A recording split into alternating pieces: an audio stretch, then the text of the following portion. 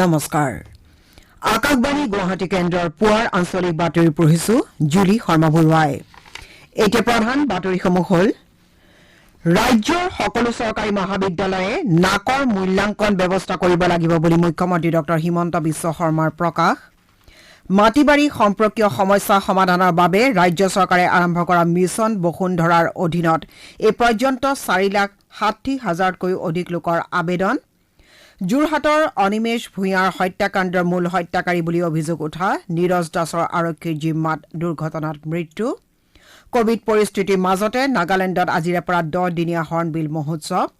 ৰাজ্যত কোভিডৰ পৰা আৰোগ্যৰ হাৰ 98.59%, 24 ঘণ্টাত 144 জন লোক আক্ৰান্ত 5 জনৰ মৃত্যু আৰু ওড়িশাৰ ভুৱনেশ্বৰৰ কলিংগ ষ্টেডিয়ামত আজি জুনিয়ৰ বিশ্বকাপ হকী প্ৰতিযোগিতাৰ কোৱাৰ্টাৰ ফাইনেল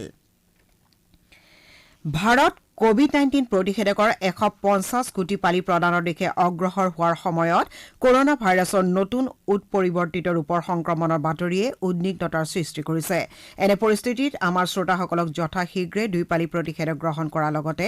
আনকো এই ক্ষেত্ৰত সহায় কৰিবলৈ আহ্বান জনাইছো সকলোকে 3টা সহজ কোভিড বিধি মানি নিজক সুৰক্ষিত কৰি ৰাখিবলৈ আমি আহ্বান জনাইছো মাস্ক পৰিধান কৰক 2 গজ দূৰত্ব বৰ্তাই ৰাখক আৰু হাত আৰু মুখৰ পৰিষ্কাৰ পৰিচ্ছন্নতাত গুৰুত্ব দিয়ক কোভিড সংক্ৰান্তীয় যিকোনো তথ্য আৰু পৰামৰ্শৰ বাবে আপোনালোকে ৰাষ্ট্ৰীয় হেল্পলাইন নম্বৰ 01123978046 অথবা 1075 আৰু ৰাজ্যিক হেল্পলাইন নম্বৰ 104ত ফোন কৰিব পাৰিব এতিয়া শুনক বিতং বাতৰি ৰাজ্যৰ সকলো চৰকাৰী মহাবিদ্যালয়ে ৰাষ্ট্ৰীয় মূল্যায়ন আৰু স্বীকৃতি পৰিষদ চমুকৈ নাকৰ মূল্যায়ন ব্যৱস্থা কৰিব লাগিব অন্যথা দৰমহা কৰ্তনকে ধৰি অন্যান্য কঠোৰ ব্যৱস্থা গ্ৰহণ কৰা হ'ব মুখ্যমন্ত্ৰী ডক্টৰ হিমন্ত বিশ্ব শৰ্মাই কালি গুৱাহাটীত উচ্চ শিক্ষা আৰু মাধ্যমিক শিক্ষাৰ নিযুক্তি পত্ৰ বিতৰণ অনুষ্ঠানত মুখ্য অতিথি হিচাপে অংশগ্ৰহণ কৰি এই কথা প্ৰকাশ কৰিছে তেওঁ কয় যে 2022 চনৰ ভিতৰত নাকৰ দ্বাৰা স্বীকৃত নহলে সেই মহাবিদ্যালয়ৰ অধ্যক্ষ তথা অন্যান্য শিক্ষকৰ প্ৰথম বছৰত 20% আৰু পৰৱৰ্তী বছৰত 30% দৰমহা কৰ্তন কৰা হ'ব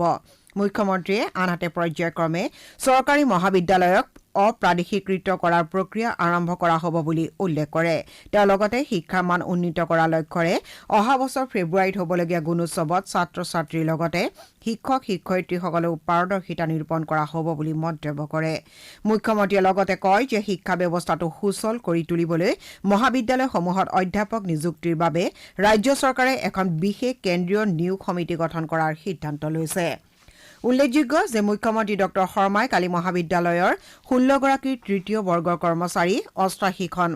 প্ৰাদেশিকৃত উচ্চতৰ মাধ্যমিক বিদ্যালয়ৰ 560 গৰাকী শিক্ষক আৰু 17 গৰাকী অনুকম্পামূলক শিক্ষক সহ 723 গৰাকী প্ৰাৰ্থীক নিযুক্তি পত্ৰ বিতৰণ কৰে ৰাজ্য চৰকাৰে আৰম্ভ কৰা মিছন বসুন্ধৰাৰ অধীনত এতিয়ালৈকে 4,60,000তকৈ অধিক লোকে আবেদন কৰিছে ইয়াৰে 36,651 তাতকৈও অধিক আবেদন ইতিমধ্যে নিষ্পত্তি কৰা হৈছে আনহাতে চৰকাৰে ৰাজহ বিভাগে মাটি বাৰী সম্পৰ্কীয় বিভিন্ন সমস্যা সমাধানৰ বাবে আৰম্ভ কৰা এই অভিযানৰ অধীনত অনলাইন আবেদনৰ সময়সীমা 7 ডিচেম্বৰলৈ বৃদ্ধি কৰিছে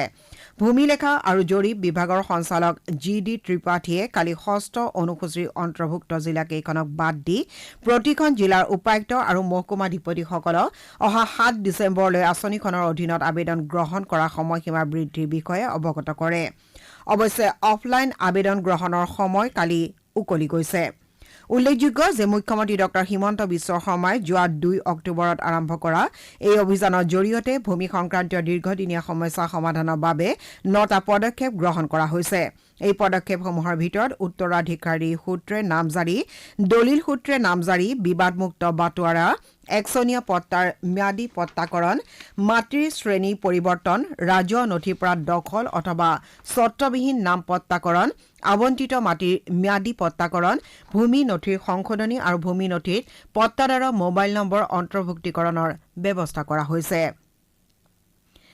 ৰাজহ আৰু দুৰ্যোগ ব্যৱস্থাপনা বিভাগৰ অধীনত ৰূপায়ণ হৈ থকা এই অভিযানৰ বাবে জনসাধাৰণে বসুন্ধৰা পৰ্টেলৰ জৰিয়তে আবেদন কৰিব পাৰে এই অভিযানৰ জৰিয়তে ভূমিহীন খিলঞ্জীয়া লোকক ভূমি অধিকাৰ প্ৰদানৰ বাবে অনাজৰীপ গাঁৱৰ জৰীপ ব্যৱস্থা কৰাৰ লগতে জৰীপকৃত গাঁৱৰ পুনৰ জৰীপৰ দ্বাৰা ভূমি সম্পৰ্কীয় বিবাদ দূৰীকৰণৰ পথ প্ৰশস্ত হ'ব জনসাধাৰণে বিতং তথ্যৰ বাবে basundhara.assam.gov.in ত যোগাযোগ কৰিব পাৰিব উল্লেখযোগ্য যে গ্ৰামাঞ্চলৰ বাবে উত্তৰাধিকাৰী সূত্ৰে নামজাৰি সেৱাৰ বাবে মৃত পট্টাদাৰৰ তথ্যৰ কাৰণে গাঁও প্ৰধানৰ প্ৰমাণপত্ৰ অথবা পঞ্চায়ত সচিবৰ প্ৰমাণপত্ৰ সন্নিৱিষ্ট কৰি এই সেৱাৰ বাবে আবেদন কৰিব পাৰিব এই আবেদনসমূহৰ নিষ্পত্তিৰ সময়সীমা অহা বছৰৰ 10 মে নিৰ্ধাৰণ কৰা হৈছে বঙাইগাঁও জিলাৰ সদৰ চহৰৰ বৰপাৰাত থকা শ্ৰম বিষয়াৰ কাৰ্যালয়ত শ্ৰমিকসকলৰ পঞ্জীয়নৰ সুবিধা মুকলি কৰা হৈছে নিৰ্মাণ শ্ৰমিকসকলে 1996 চনৰ building and other construction worker আইনৰ অধীনত নিজৰ নাম পঞ্জীয়ন কৰি শ্ৰমিকসকলে বিভিন্ন সা সুবিধা লাভ কৰাৰ উদ্দেশ্যে এই ব্যৱস্থা মুকলি কৰা হৈছে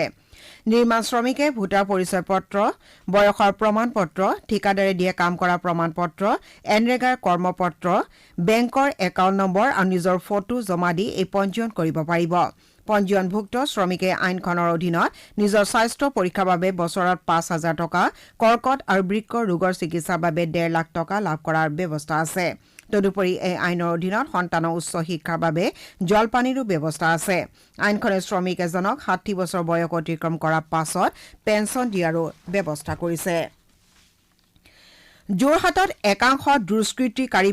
প্ৰহাৰত প্ৰাণ হেৰুওৱা অনিমেশ ভূঞাৰ হত্যাৰ গোচৰৰ বিচাৰ ফাষ্ট ট্ৰেক আদালতত হ'ব বুলি মুখ্যমন্ত্ৰী ডক্টৰ হিমন্ত বিশ্ব শৰ্মাই ঘোষণা কৰিছে মুখ্যমন্ত্ৰীয়ে বিশেষ আৰক্ষী সঞ্চালক প্ৰধান জি.পি. সিঙক ঘটনাটো ব্যক্তিগত তদাৰকত তদন্ত কৰোৱাই এমাহৰ ভিতৰত অভিযোগনামা দাখিল কৰিবলৈ নিৰ্দেশ দিছিল ইপিনে ছাত্ৰ নেতাজনৰ হত্যাৰ মূল হত্যাকাৰী বুলি অভিযোগ উঠা নীৰজ দাস ওৰফে কোলা লোৰাৰ এটা পথ দুৰ্ঘটনাত মৃত্যু হৈছে আৰক্ষীৰ জিম্মাত থকা অভিযুক্তজনে পলাবলৈ চেষ্টা কৰাৰ সময়তে এখন গাড়ীৰ খুন্দাত তেওঁ আহত হয় আহত দাসক যোৰহাট মেডিকেল কলেজ হস্পিটেললৈ অনা হয় যদিও চিকিৎসকে তেওঁক মৃত ঘোষণা কৰে ইপিনে অনিমেশ ভূঞাৰ হত্যাৰ ঘটনাৰ সৈতে জড়িত কমেও 13জন লোকক আৰক্ষীয়ে গ্ৰেপ্তাৰ কৰিছে লোককেইজনক আৰক্ষীৰ জিম্মালৈ প্ৰেৰণ কৰা হৈছে বুলি আমাৰ সংবাদদাতাই জনাইছে ঘটনাৰ সৈতে জড়িত থকা আন অভিযুক্তসকলৰ সন্ধানত আৰক্ষীয়ে অভিযান অব্যাহত ৰাখিছে বিশ্বৰ বিভিন্ন স্থানৰ লগতে অসমতো আজি বিভিন্ন কাৰ্যসূচীৰে বিশ্ব এইডছ দিৱস পালন কৰা হ'ব এইডছৰ দৰে মহামাৰীৰ বিৰুদ্ধে মাৰ বান্ধি থিয় হ'বলৈ সমগ্ৰ জনগণক একগোট কৰা হ'ল এই দিৱসৰ মূল তাৎপৰ্য এইবাৰৰ এই দিৱসৰ মূল বিষয় হৈছে সমাজৰ পৰা বৈষম্য আঁতৰ হওক এইডছৰ ভয়াৱহতা শেষ হওক আৰু মহামাৰীৰ অৱসান হওক উল্লেখযোগ্য যে UNHৰ শেহতীয়া সমীক্ষাত প্ৰকাশ পাইছে যে 2020 বৰ্ষত সমগ্ৰ পৃথিৱীতে 3,77,00,000 HIV আক্ৰান্ত ব্যক্তি আছে ৰাষ্ট্ৰীয় এইডছ নিয়ন্ত্ৰণ সংগঠনৰ শেহতীয়া তথ্য মতে ভাৰতবৰ্ষত 23,49,000 লোক এই ৰোগত আক্ৰান্ত হৈছে ইফালে অসমখন নিম্ন HIV সংক্ৰমণৰ ৰাজ্য হিচাপে চিহ্নিত হলেও উত্তৰ পূবৰ দুৱাৰমুখ স্বৰূপ হোৱাৰ বাবে অসমত নতুন সংক্ৰমণৰ হাৰৰ সংখ্যা প্ৰবল হোৱাৰ সম্ভাৱনা আছে ইয়াৰ বাবে কোভিড সৃষ্ট পৰিৱেশৰ মাজতো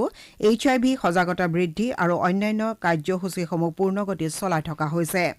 এই উপলক্ষে অসম ৰাজ্যিক এইডছ নিয়ন্ত্ৰণ সমিতিয়ে গুৱাহাটীৰ শ্ৰীমন্ত শংকৰদেৱ কলাক্ষেত্ৰৰ শ্ৰী শ্ৰী মাধৱদেৱ আন্তঃৰাষ্ট্ৰীয় প্ৰেক্ষাগৃহত আজি পুৱা 10:30 বজাত কেন্দ্ৰীয়ভাৱে এখন ৰাজহুৱা সভাৰ আয়োজন কৰিছে এই সভাত ৰাজ্য স্বাস্থ্যমন্ত্ৰী কেশৱ মহন্তই মুখ্য অতিথি আৰু অভিনেত্ৰী আইমি বৰুৱাই সন্মানীয় অতিথি হিচাপে অংশগ্ৰহণ কৰিব আপোনালোকে বাতৰি শুনিছে আকাশবাণী গুৱাহাটী কেন্দ্ৰৰ পৰা শ্ৰোতাসকলে এই বাতৰি আমাৰ YouTube channel AIR news Guwahati আৰু নিউজ অন AIR এপ যোগেও শুনিব পাৰিব কোভিড পৰিস্থিতিৰ মাজতে আজিৰে পৰা নাগালেণ্ডৰ ঐতিহ্যপূৰ্ণ গাঁও কিছামাত 22 সংখ্যক হৰ্ণবিল উৎসৱ অনুষ্ঠিত হ'ব কৰোনা মহামাৰীৰ বাবে যোৱা বছৰ এই মহোৎসৱৰ কিছু অনুষ্ঠান অনলাইনৰ জৰিয়তে উদযাপন কৰা হৈছিল যদিও এইবাৰ পৰম্পৰাগত ৰূপত এই মহোৎসৱ উদযাপনৰ ব্যৱস্থা কৰা হৈছে 10 দিন ধৰি চলিবলগীয়া এই উৎসৱৰ সময়ছোৱাত বৈচিত্ৰ্যৰ মাজত একতাৰ ভাৱনাৰে পৰম্পৰাগত আৰু সাম্প্ৰতিক নগা সংস্কৃতিৰ ছবি দেখিবলৈ পোৱা যাব অসম আৰু নাগালেণ্ডৰ ৰাজ্যপাল অধ্যাপক জগদীশ মুখী উদ্বোধনী অনুষ্ঠানত মুখ্য অতিথি হিচাপে উপস্থিত থাকিব এই মহোৎসৱত থাইলেণ্ড, ব্ৰুনেই, ভিয়েটনাম, মালয়েছিয়া আৰু ম্যানমাৰৰ ৰাষ্ট্ৰদূত অথবা শীৰ্ষ কূটনীতিকসকল উপস্থিত থকাৰ সম্ভাৱনা আছে।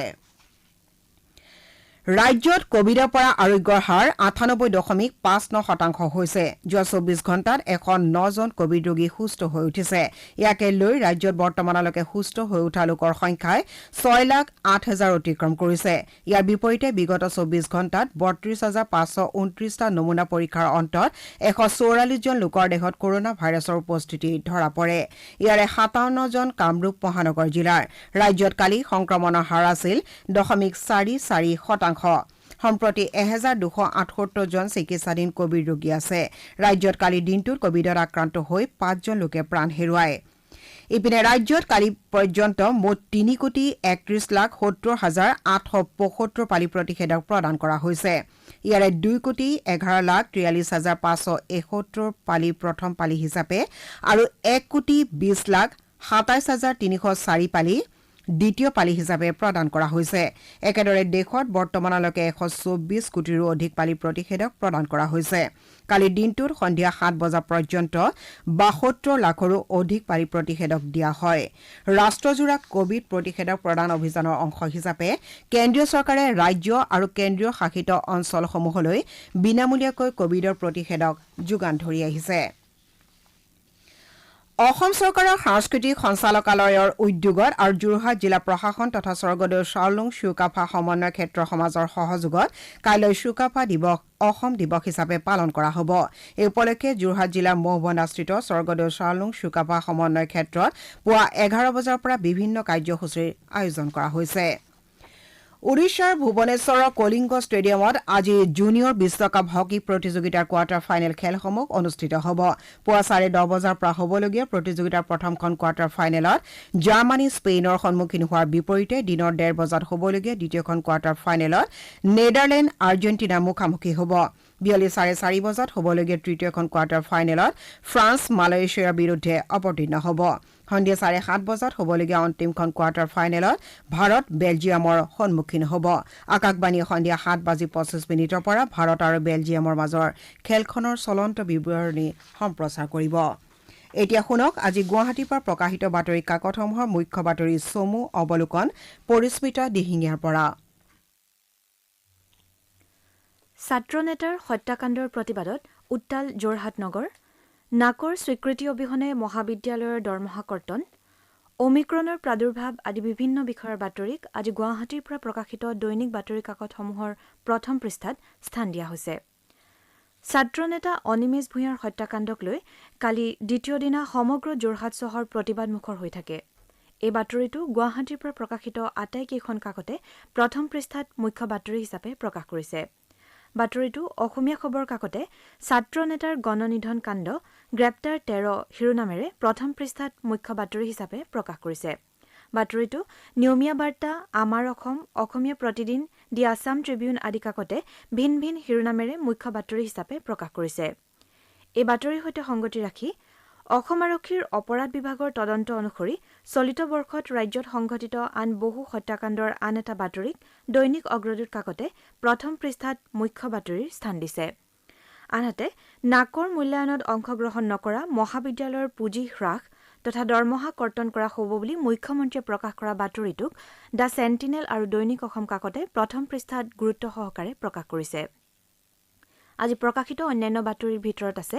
অমিক্ৰণৰ আতংকৰ মাজতে কেন্দ্ৰীয় চৰকাৰৰ সতৰ্কতা, মৃণালিনী দেৱীক ভীমবৰ দেউৰী বঁটা প্ৰদান ইত্যাদি। এয়া আছিল আজি গুৱাহাটীৰ পৰা প্ৰকাশিত বাতৰি কাকতসমূহৰ প্ৰথম পৃষ্ঠাৰ বাতৰিত চমু অৱলোকন। ধন্যবাদ পৰিস্মিতা। বাতৰি শেষ কৰাৰ আগেয়ে প্ৰধান বাতৰি কেইটামান আকৌ এবাৰ পঢ়ি দিছো।